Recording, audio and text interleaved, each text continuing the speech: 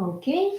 Hello to our YouTube friends. We are starting our podcast in a few seconds. Happy New Year to everyone. I'm very happy and very pleased to start my podcasting year with such a great, awesome guest as Anke is. I really enjoyed attending your networking event, Anke. That was so much fun. You're so joyous and happy and full of life. And it just gave me such a great vibe. Okay, just checking the final details. Just a second. Okay, we should be fine. And if that's okay with you, Anke, we are starting the live recording for the Spotify version in 3, 2, 1. Hello, everyone, and welcome to the episode number 23. Happy New Year's with Taming the Tech Monster with none other than Anke Herrmann. Such a pleasure and such an amazing presence to learn from because Anke is our tech expert. A few lines because she is going to do the talking today. Just a bit about her so you get to understand how important it is that you watch us and listen to us until the very end today. Anke is a business coach, mentor, and tech expert, author of Taming the Tech Monster, and a podcast host, obviously a dog lover, since you are going to check her profiles and see the amazing photos she has with this wonderful member of her family. 17 years plus ago, she quit her software developer job in the UK to start her own creative business in Spain. Now she uses everything she's learned in business, tech, creativity, and psychology to help visionary coaches build online businesses that reflect their dreams and ambitions. This sounds amazing, but this is not it. Working with her as their business coach, coaches bring their vision to life through creating a powerful online presence, and the courses, programs, podcasts, communities, and virtual events that allow them to serve more clients better with a clear strategy and tech taken care of. Yes, Anke brings you the full menu from A to Z. Welcome, Anke. It's wonderful to have you today with us. Thank you so much for the invitation. I'm delighted to be here. Anke, please share with us, how did you get to tame the tech monster? What is your story? I've been around for a while, so I'm trying to keep this short. I grew up in East Germany, so we'll probably have another conversation in the air about that.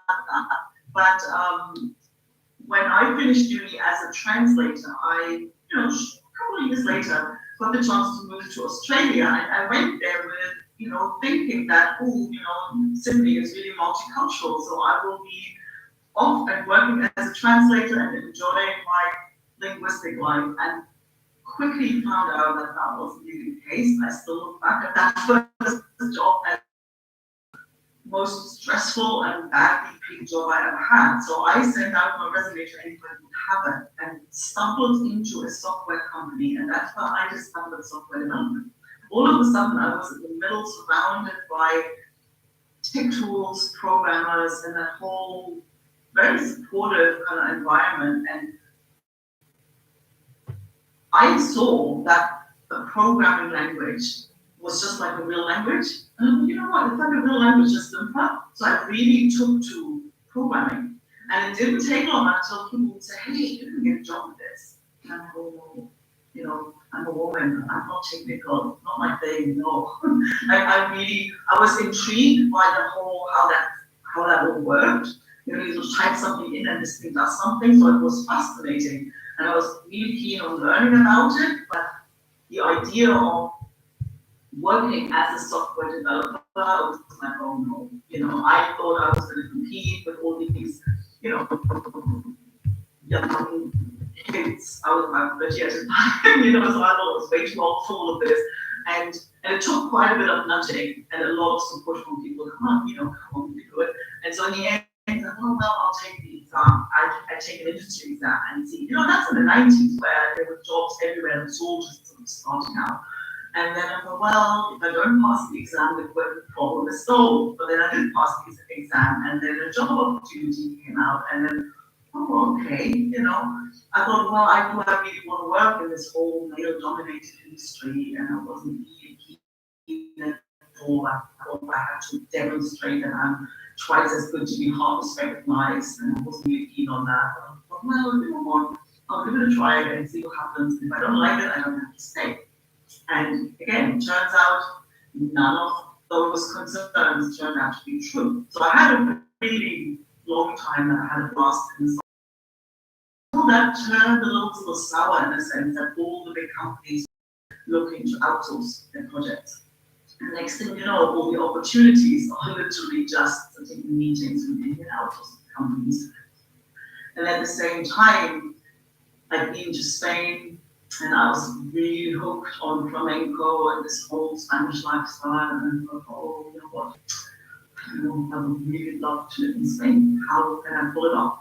And what popped to mind was I was going to have my own business. Because then I wouldn't have to worry anymore about the restructuring or something that would take my job away and getting to an age where it's more difficult to get a new job. So having my own thing actually put me at the helm of things, and I really liked that idea.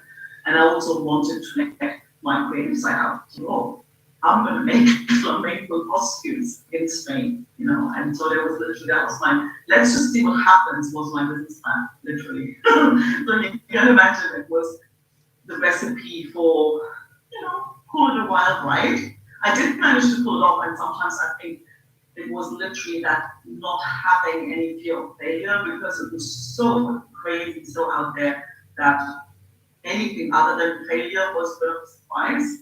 So, but at the same time, I also burned myself out in the process, totally burned myself out, because I didn't know how to say no. And so now I do that when your clients want stuff and you say yes to everything, right? That's just not healthy, and it took me about 8 years until I had enough. And this, until not one step, but from that business, and I wasn't any longer prepared to put up with, anything, all these demands that were coming at me from all angles. And first time when I said no to things because I no longer cared about, everybody would stay away and back out me and all these things, that I really got to see that, again, none of all that stuff I lived by was actually true. And that's when I realized, well, wait, my guess is I'm not the only one who went out with loads of enthusiasm and got to see that our upbringing does not prepare us for entrepreneurship. Right? And in my perfect world, everybody does work they're passionate about, that it's fulfilling and meaningful, and has the support they need to actually get over those hurdles. Because there's really three things. It's like, you need to know what to do, you need to know how to do it, and you need to get out of your own way to actually do it. And that's why I did coach training. That's what I wanted, and I wanted to support people who had a passion and wanted to turn it into business. And it wasn't until the pandemic hit last year that I really got noticed that all the time people were asking me, hey, can you help me with this? I don't know, I want to create an event, but where does the button go that people can sign up for it? Or I have a website and I need to make changes to it. I don't know how to access it. Can you help with that? And I'd always be like, hey, no, wait, that's easy. And it took me until the pandemic hit and I could see all these people who had created a business that worked well offline, and they got shoved into the whole digital space at a time and a pace that they didn't choose. And so I really finally let go of that resistance of basically bringing that tech expertise into the mix. And that's when I wrote the book, and rest of history, so to say. Wow, Anke, what a story. I am being very inspired now. And I love the transition that you made from being employed to wanting to have a different lifestyle. You wanted to go to Spain, and you kind of made it.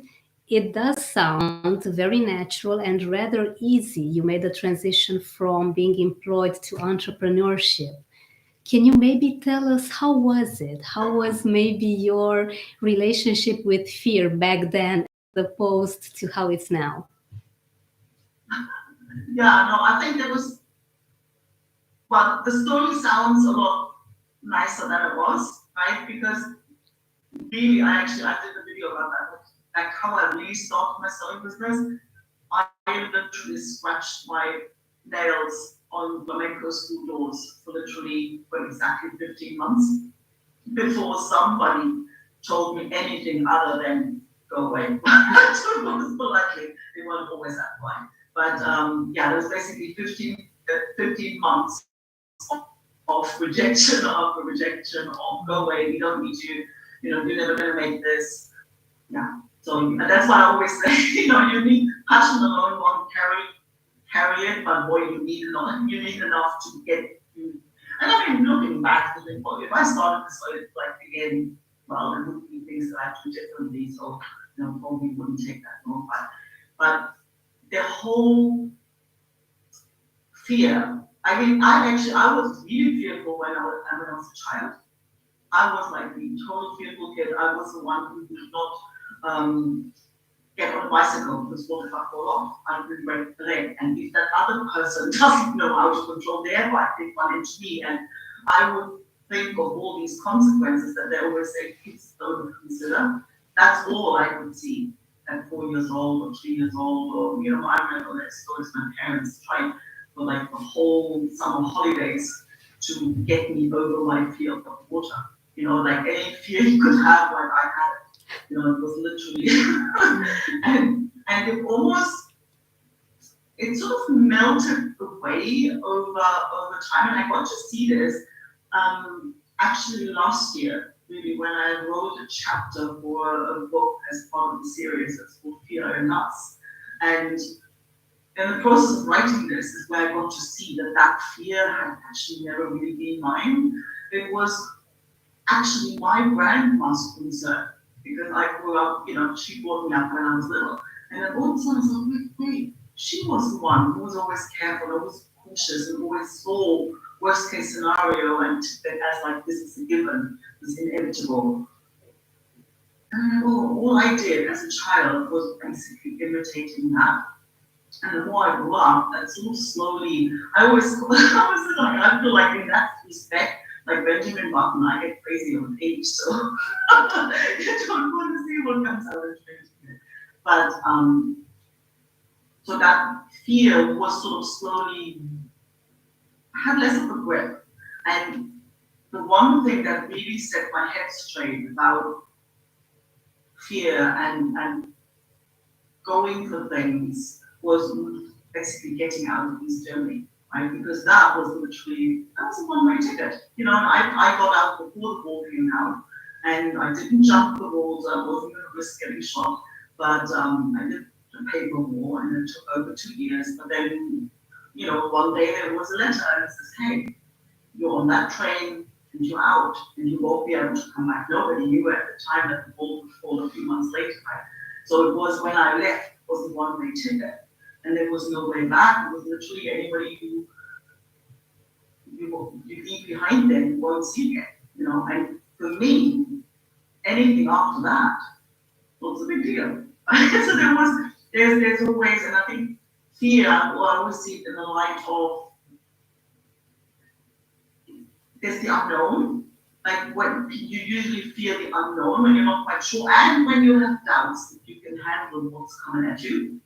Because if you think you can handle it, you handle the unknown just fine. But when you're worried that you might not be able to handle it, then that's when fear sets in. And I think anything after that jump into literally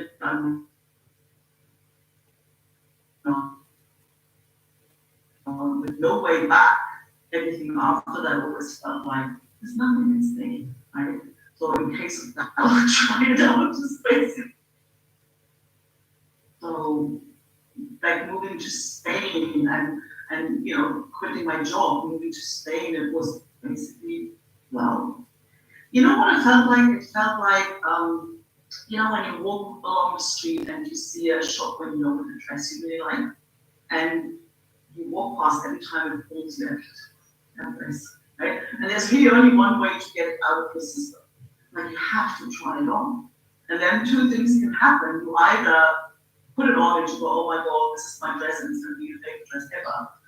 Or what happened in my case, kind of, you put it on and you go, oh boy, that looked better on the dress than it was nothing, right? But then you can walk past it and it just doesn't have the same appeal anymore. You see it, well, it's a nice dress, but it's not mine and I'm okay now, I can walk past. And that's literally what I felt like about starting my own business. There was this pull and I thought, I want to try it. I want to try on the dress. And I was almost like I didn't care whether it fit in class or didn't. I just needed it out of my system. I did not want to look back wondering, oh, I wonder what life in Spain would be like. That's I always say like I fear regret much more than failure. So yeah. Thank you for sharing this with us. Wow, you have said so many bomb inspiring things right now. I think I counted four. And I love it when you say that, okay, try it on. At least now I know there's no regret. I can move on, but not be with my mind hanging on something that it could be or it could be not.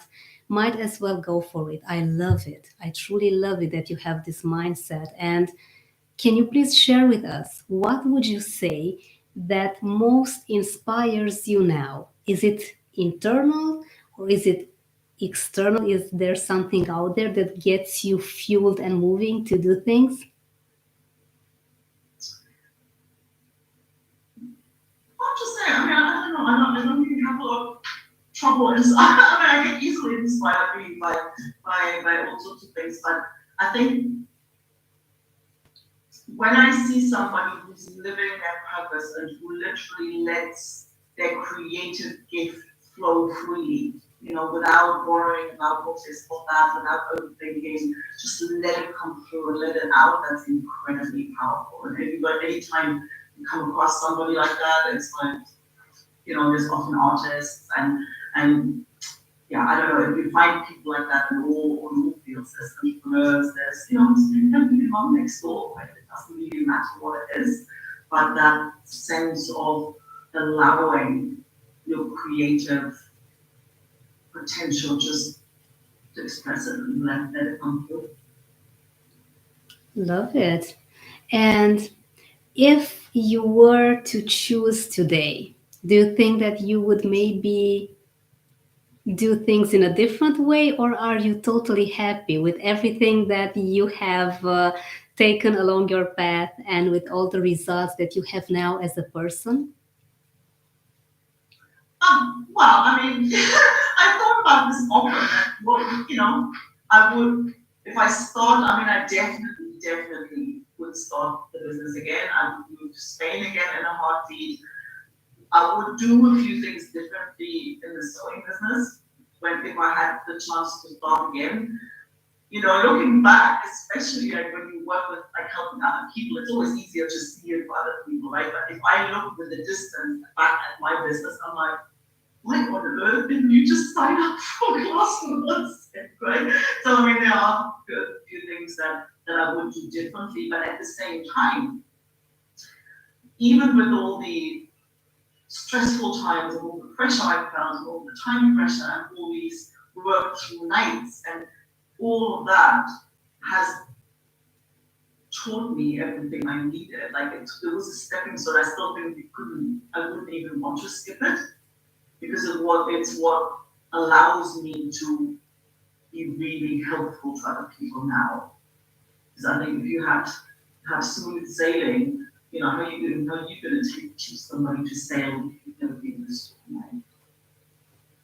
Yeah, because people mainly do what they see us doing, not what they hear us saying.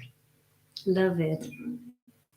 Anke, can you please tell us which is your biggest lesson or motto, something that is a guide for you in life with all of the moving and all of the amazing experiences that you have had so far? I mean, what keeps coming, what comes back immediately is like, please don't try it out, right? So, because I think it's like my grandma, who I was extremely close to, she passed away with all these, like, she had all these things she wanted to do. And, when when I can do this, I'm going to do this, I'm going to travel, I'm going to go to dance, she had all these things, and in the end, she passed away and never got to do any of them. So I'm incredibly passionate about almost not living what she would have wanted, but to like what you said before as well. I think if there's something that pulls me, I will try it out because I really don't want to regret anything. So and I think there's a book by an Australian lady called Bonnie Ware, and it's called Top Five Regrets of the Dying. And number one turns out to be people regretting not having followed their heart and not having done like what they really wanted to do. So if there is something that calls you, I'd say do it. This is maybe the best advice that I have heard this year. So, our fearless friends might as well follow your desires because we sometimes think that we have time, don't we? But the thing is that we don't. We don't have that much time. So, might as well do that thing and learn from it. If it doesn't work out, what a tremendous life lesson and an experience to just help you evolve. And you know what? Next time you'll know better. I always say Yeah. this, if it's a huge failure, because I myself have had some interesting experiences, I know that next time I'm going to avoid doing that. So, not knowing and also knowing is such a blessing in disguise because you get to be so Absolutely. much more wise. You get to be wiser, and this experience opens amazing creativity doors, as Anke also said. Anke is very creative, so she can help you shape your business from A to Z. I really like it when you have your description with having tech taken care of because we all have our technical issues and monsters. Can you please tell us how did this great book Taming the Tech Monster, how was it created? What is the story around it?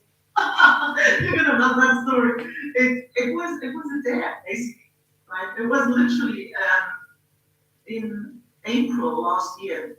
A friend of mine invited me to a Facebook group, and so I think it was on a Friday, and the Facebook group was called Your Authority Book. And I went, oh, writing a book was one of those things that I always knew I wanted to write one, and I always knew it was going to be nonfiction, but it was never now, it was never clear what it would be about. And when I saw this, like, oh, yeah, there's something like this. Yeah, so I'll accept to join that group. Turns out there was lovely lady, Ruth Sullivan, says, I've got a proposition to anybody in the group. Let's write a book in 30 days. So over the weekend, she put out a number of videos and to basically explain a little bit what was involved. And there was one thing in my first thing was 30 days, no way. That's amazing. And there was one thing she said that made sense to me. She said, your authority book gets edited. It doesn't get written, it gets edited. Like it's not like a novel where you have to construct the storyline and develop characters. It's like you write about things that you really know very well. So it's more about collecting your thoughts, structuring, choosing what goes where and turning that into a coherent, you know, piece of work. And I'm like, oh, that feels right and that feels doable, so let's go. It wasn't one of those cases of in case I try it out because I wasn't really sure whether that was really possible. But 30 days later, Tame the Tech Monster was on Amazon. So Wow. Okay. Okay. Okay. I would love some more details about this. So you got it published from zero, only having an idea, to well, not Amazon. even that. Well, I mean, it was basically the initial conversation I had with Ruth, who was guiding us through all of that, was like, oh, where should I go with this, right? Because it was about entrepreneurship, and all of it would be around having your own business, and there was one part that pulled me towards, what it really takes, those qualities that you usually don't expect. Because in my experience, it's the biggest crash course in personal development that I totally didn't expect. I thought it was a matter of finding clients and knowing how to market, knowing how to administer your business. I never knew how much I would grow as a person in that process. So one part of me pulled in that direction, right? And the other part was I could see people struggle with tech, right? And so I thought, oh well, I can always write the other book later. the setting the expectation right and shedding a bit of light into that jungle that's the whole digital online tech world that seemed more needed, more relevant at the time. So that's why I went that route. And then, and then once I sat down and created like a mind map, oh, I need this and I need that and this and that, and then I was off with races.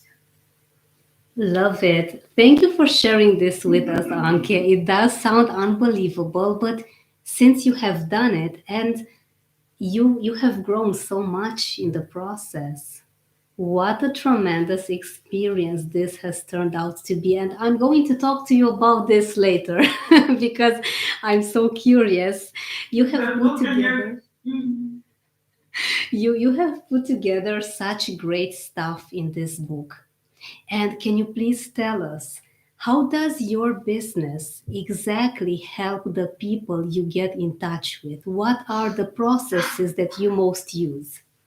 Well, the process is actually really fun because the process is actually always the same and it's really simple. It's just there's really 3 steps to it.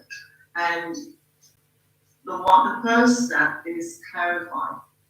And there's a great story for that. What that means is, and it's interesting because it's what I used to do in software development.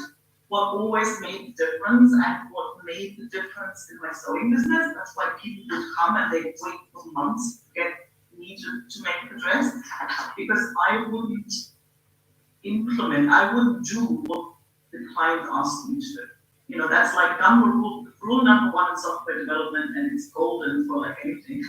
It's like never ever do what the client asks you to do, right? Because the classic example where you can really see how this plays out, if we go into the world of dresses and dance dresses. So people would come and say, hey, I want a pencil skirt. Right? I want a skirt that's like a pink pencil skirt straight down to the knee, and then it flares out and has buckles and stuff. And now the thing is, most dressmakers would go and create a lovely pencil skirt with beautiful muscles down the bottom. The skirt looks great. The client would stand there, have a wonderful photo. But when people ask, they say, well, you never really wear it. It's lovely, but because when I would hear that same thing, I'd say, wait, you don't want a pencil skirt. You want a skirt that doesn't make you fat on stage. And they go, oh my God, like, what?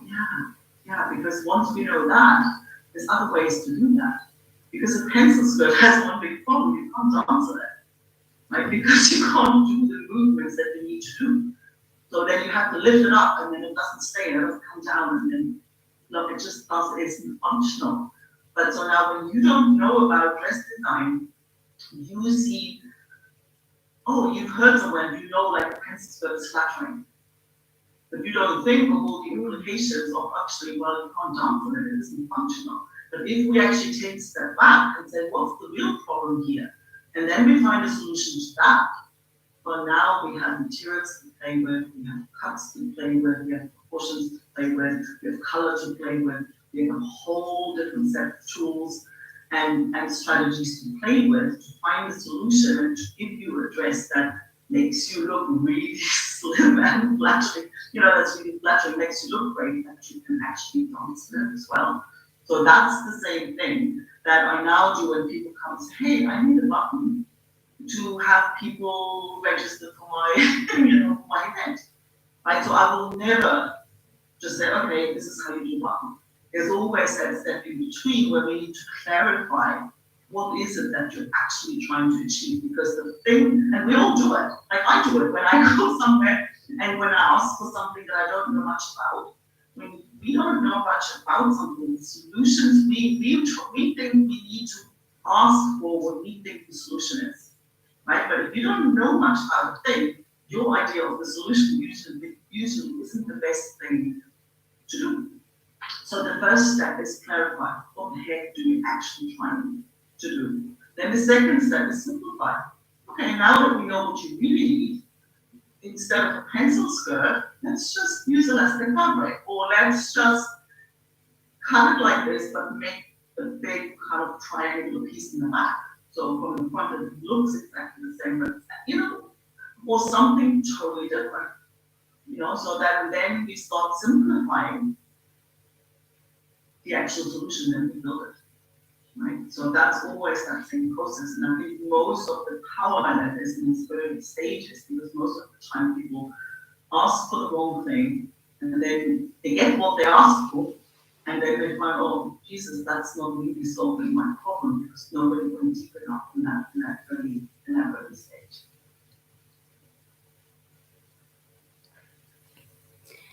This got me thinking that most of the coach's work and the consultant's work is very underestimated.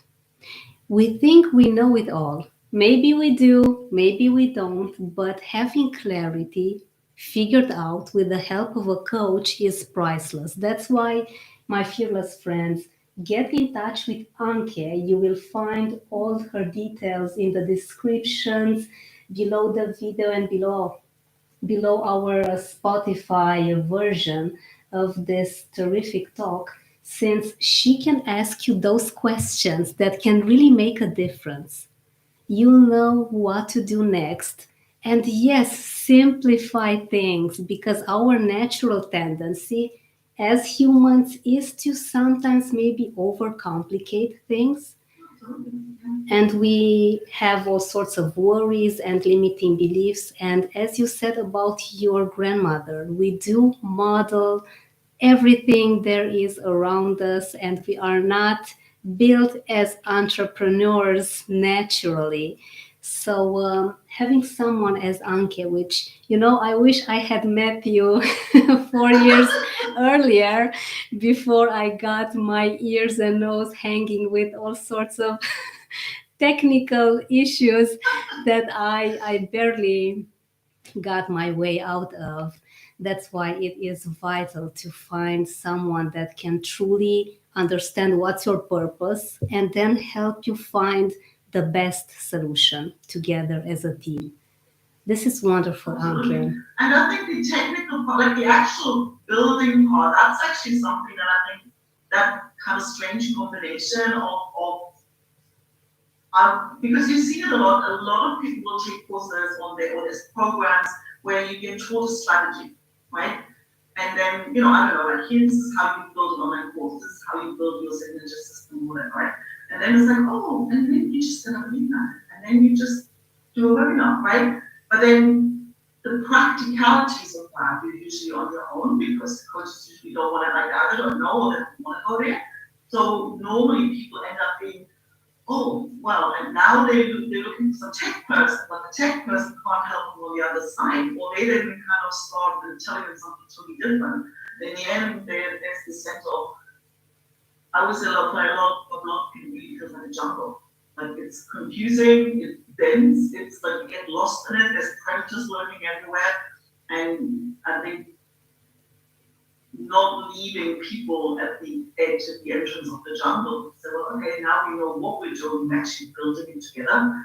That's probably pretty rare in a sense, but it does give people so much relief, so much like, so I can actually get this thing off the ground, out of my head, into the world, really help their clients with whatever their gift is.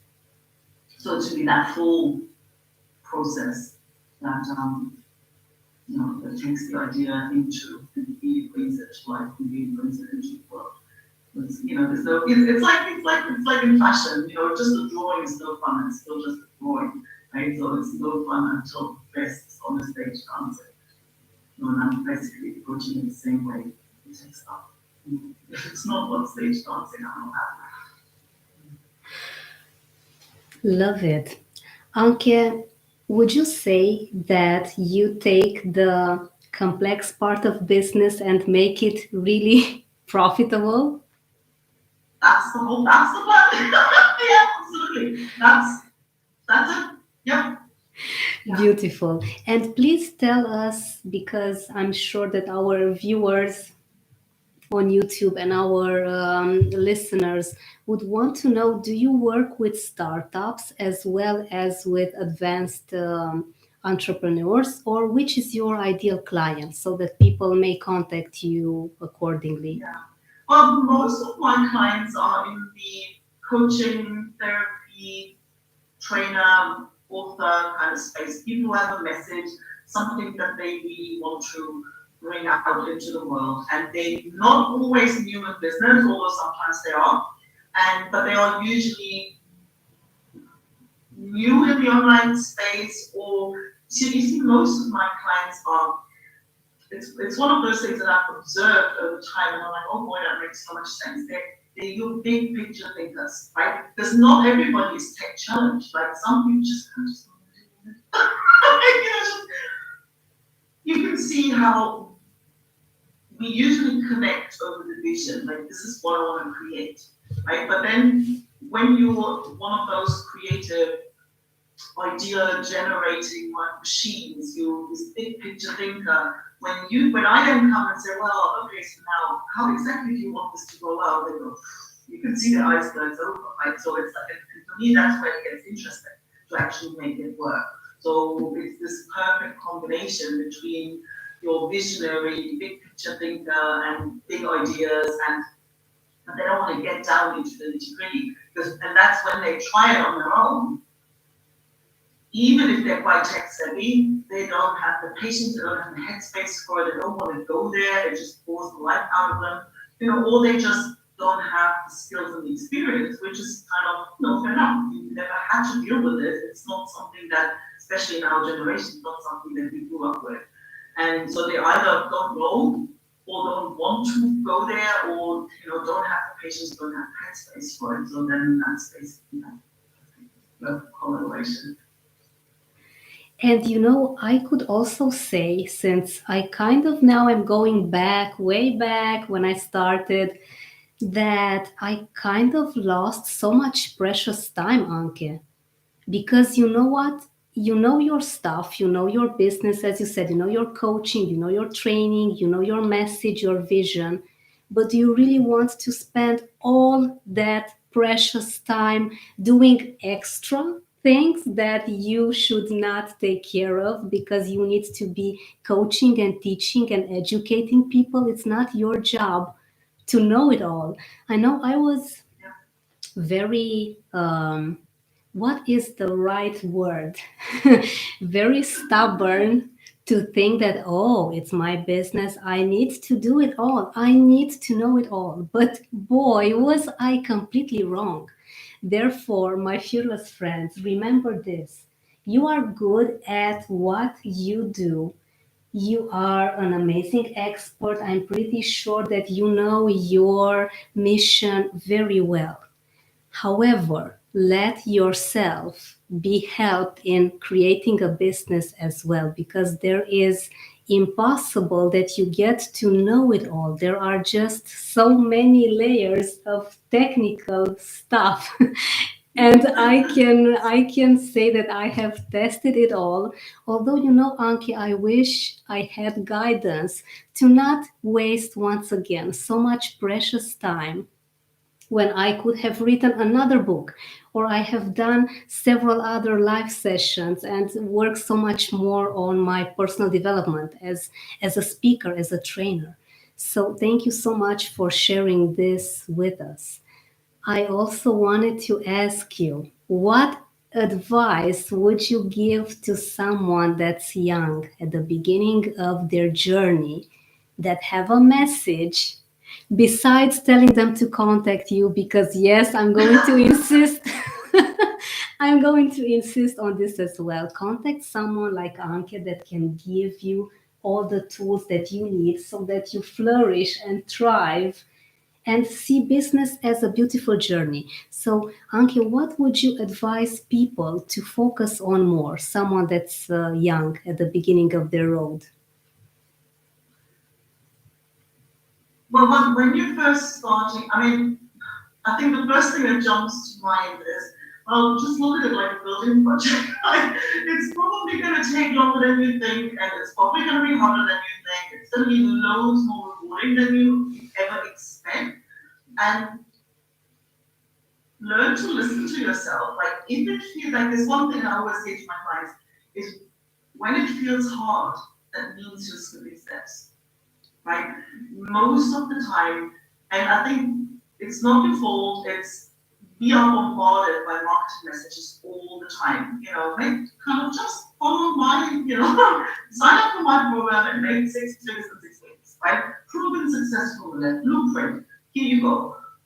Well, there's a lot more that is unexplored territory where you're going to have to step out without a map. You're going to have to be prepared to take a path without knowing for sure that it is the right one or that it takes you where you want to go. Because it's your business, it's unexplored territory. You're going to have to be willing to take the risk and make friends with uncertainty or the unknown. So that's it. Like, you want to do that, but at the same time, when you think it's all overwhelming, slow down, smaller steps. Just basically, you have a direction and you take one step at a time. And when it feels hard, step to it. And I think we often find ourselves surprised how small that next step can be. If you will have moments where you go, oh boy, what on earth am I doing? I was telling you, throw the dummy out and all you want, just don't stop putting one foot on the other. And tiny steps. Very inspiring. And this got me thinking to a great saying that I heard a few years ago. The first time I heard it, I think it was in one of Tony Robbins' videos on YouTube, saying that Michael Jordan's journey was so out of the ordinary because he failed more than anyone. And this is what got him to be the best, to be a champion. And because he wouldn't give up, right? He would not. And I've heard that too, right? And I think that is exactly the thing, because just like I had like all these months running around and getting told to bugger off, and so it won't all go your way, right? But then, like, it doesn't matter. There is no such thing as failure. It just always depends on when are you going to stop and take stock, because you can take it as a stepping stone, or because it's like a series of experiments. You can go and you do something, you take a step because it makes sense to you, given what you know, where you want to go. This is the next step. But then, well, usually you're dealing with other people. Sometimes it doesn't work out the way you think it will. Okay, fair enough. So you just review, adjust, and go again. And you don't want to skip that go again bit, because you can't let the setback discourage you, because that's when you never going to get your business off the ground. If you take the lesson, adjust and take the next step, then you will create something that you're proud of, might not be what you thought in the beginning, but I've got a podcast, and when I look at all the people I've talked to, most of them, the business they got successful with wasn't the thing they had in mind when they started, and that's fine. We just don't stop. This is so inspiring, Anke. Once again, thank you for sharing all this wisdom with us. I'm going to watch this again, listen to this again, and honestly take some notes because this is triggering me in such a great way of letting my mind be more creative because there is this fear of failure. And I did specialize in fear in business a lot because I found it fascinating and a bit worrying at the same time to see how many layers of fear we have underneath the biggest fear. Fear is part of us.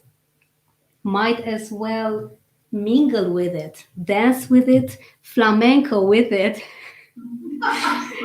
and see how you can thrive because you wanted to get rid of fear. It is mainly impossible. Fear also has its benefits. It is a part of who we are as humans. So might as well make the best of it. And as Anke says, just look at it from a new perspective, learn from it, and move on. If things maybe don't look like you have originally wanted to, that's okay. You are making progress. That is still wonderful. And Anke, please tell us, how can our audience get in touch with you? I'm pretty sure that everyone listening and watching us wants to get their hands on this terrific book, Taming the Tech Monster. Yeah, it's you can have the link up to the book. Gifting anybody who's listening to this a free copy of it. TamingTheTechMonster.com is a good place to start, or AnkeHerrmann.com. That's my main website. I'm on LinkedIn, I'm on Facebook, I'm on Instagram. Wonderful. Thank you for this great gift, and most of all, thank you for the gift of your presence, of your wisdom. And Anke, before we go, I know everyone wants to know this. Can you flamenco? No! I always have the perfect excuses. I was so busy making dresses that I actually, it is this funny because I did actually have an exchange with a flamenco teacher. Both of us, we lasted about 6 weeks because she said, hey, come to my beginner's class and you teach me how to sew.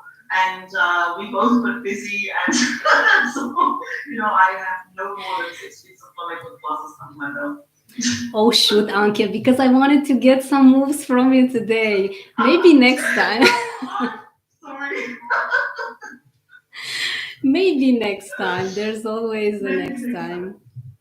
Wonderful. Well, Anke, it has been a joy, a pleasure, a real inspiration. Thank you. What an honor to have you and to smile with you, to learn from you, and to laugh with you. It has been such a privilege. Thank you so much for joining us today. Thank you so much for the invitation again. Good night.